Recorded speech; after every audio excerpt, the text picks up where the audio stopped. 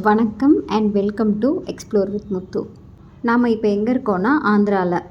நம்ம ஒரு 3 நாள் ட்ரிப்பாக ஆந்திராவோட கோவில்கள், மான்யூமெண்ட்ஸ், ஹிஸ்டாரிக்கல் பிளேசஸ் எல்லாம் பார்க்குறதுக்காக வந்திருக்கோம். இன்றைக்கி 2வது நாள். போன வீடியோவில் பெலம் கேவ்ஸை பற்றி எல்லா விஷயங்களும் தெரிஞ்சுக்கிட்டு ரொம்பவே ஆச்சரியப்பட்டு போயிருப்பீங்கன்னு நினைக்கிறேன். இந்தியாவிலேயே இயற்கையாக உருவான 2வது மிகப்பெரிய குகை இது. கிட்டத்தட்ட 3.5 கிலோமீட்டர் நீளத்துக்கு பூமிக்கு அடியிலேயே போய்கிட்டு இருக்கோம். அதெல்லாம் இப்போ முடிச்சுட்டு வந்தாச்சு. நம்ம அடுத்ததாக இங்கேருந்து பார்க்க போகிற இடம் 2 கோவில்னு சொல்லியிருந்தேன். ஒன்று சிந்தால வெங்கட்ரமண கோவில், இன்னொன்று புக்க ராமலிங்கேஸ்வர கோவில். நம்ம வீடியோவை நீங்கள் இப்போ தான் ஃபஸ்ட் டைம் பார்க்குறீங்கன்னா மறக்காமல் நம்ம சேனலுக்கு ஒரு சப்ஸ்கிரைப் பண்ணி வச்சுக்கோங்க. அப்போ தான் இது போல் நான் போடுற வீடியோஸ் எல்லாமே உங்களுக்கு சேரும். கூடவே பெல் பட்டனையும் ப்ரெஸ் பண்ணிக்கோங்க. அப்படியே வீடியோலாம் பிடிச்சிருந்தா மறக்காமல் லைக், ஷேர் அண்ட் உங்களுக்கு ஏதாவது டவுட்ஸ் இருந்ததுன்னா எனக்கு கமெண்ட்டும் பண்ணுங்கள். கிளம்பலாமா? பெலம் கேவ்ஸ்லேருந்து இந்த கோவில் கரெக்டாக 30 கிலோமீட்டர் தூரத்தில் இருக்குது. அங்கேருந்து இங்கே ரீச் ஆகிறதுக்கு கரெக்டாக 50 மினிட்ஸ் ஆகும். இந்த சிந்தால வெங்கட்ரமண சுவாமி கோவில் எங்கே இருக்குது அப்படின்னு பார்த்தீங்கன்னா, அனந்தபூர் மாவட்டத்தில் இருக்கக்கூடிய தாடிபத்ரி அப்படிங்கிற ஊரில் இருக்குது. உங்களுக்கு இந்த பேர்லேயே தெரியும், வெங்கட்ரமண அப்படின்னா இது ஒரு பெருமாள் கோவில் அப்படின்ட்டு.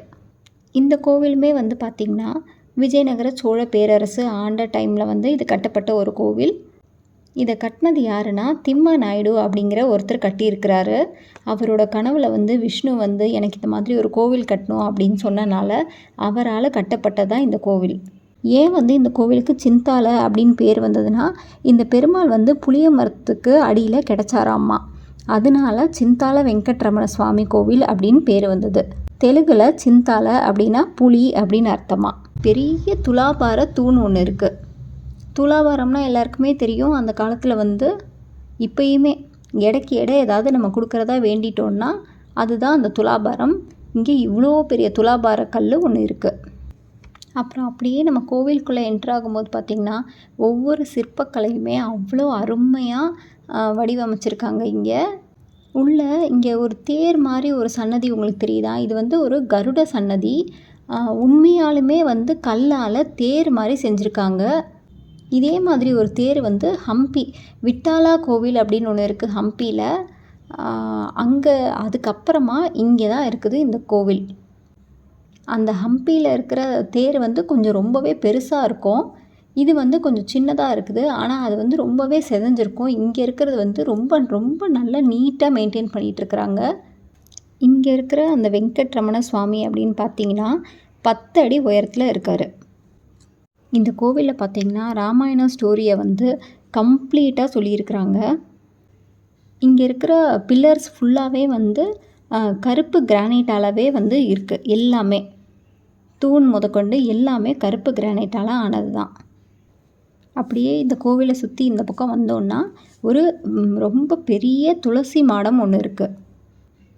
இங்கே இருக்கிற இன்னொரு முக்கியமான விஷயம் என்னென்னா, டெய்லி சூரிய ஒளி இங்கே இருக்கிற பெருமாளோட காலில் படுற மாதிரி வடிவமைச்சிருக்காங்க.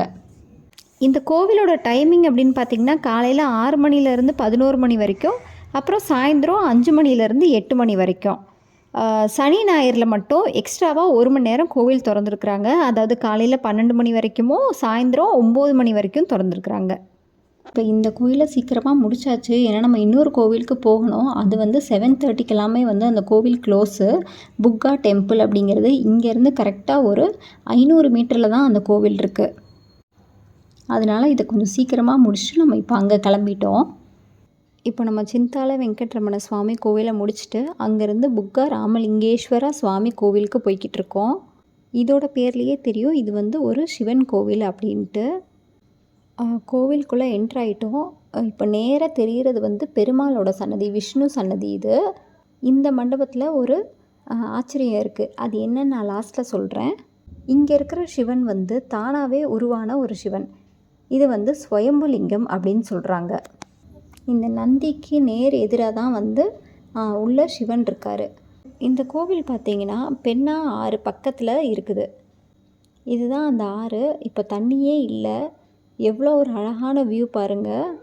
நம்ம ஈவினிங் வந்திருக்கிறனால அப்படியே சன்னு மறையிறது ரொம்ப அழகாக தெரியுது இங்கேருந்து. இங்கே இருக்கிற ஒவ்வொரு சிற்பமுமே ராமாயணம் மகாபாரதத்தை குறிக்கிறது மாதிரியே தான் இருக்குது எல்லாமே.